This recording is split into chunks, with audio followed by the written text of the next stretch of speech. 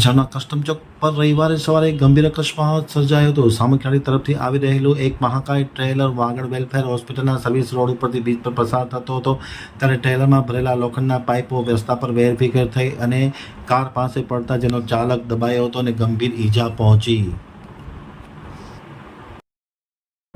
હવે જો ભચાઉ આમતક ન્યૂઝ બ્યુરોનો એક વિસ્તૃત અહેવાલ. ભચાઉના કસ્ટમ ચોક પર રવિવારે સવારે એક ગંભીર અકસ્માત સર્જાયો હતો. સામખિયાળી તરફથી આવી રહેલું એક મહાકાય ટ્રેલર વાગડ વેલફેર હોસ્પિટલના સર્વિસ રોડ ઉપરથી બીચ પાસેથી પસાર કરતી વખતે પલટી મારી ગયું હતું. ટ્રેલરમાં ભરેલા લોખંડના ભારે પાઇપ રસ્તા પર વેરવિખેર થઈ ગયા હતા. અકસ્માતમાં બ્રિજ નીચે પાર્ક કરેલી બોલેરો કાર પર લોખંડના પાઇપ પડ્યા હતા અને કારની બહાર ઉભેલા ડાબુડા ગામના ચાલકના બંને પગ પાઇપની નીચે દબાઈ જતાં ગંભીર ઈજા થઈ હતી. અકસ્માતની જાણ થતાંની સાથે સ્થળ પર લોકોનું ટોળું એકત્ર થઈ ગયું હતું. પોલીસે તાત્કાલિક અસરથી ઘટના સ્થળે પહોંચી ટ્રાફિકની વ્યવસ્થા સંભાળી હતી.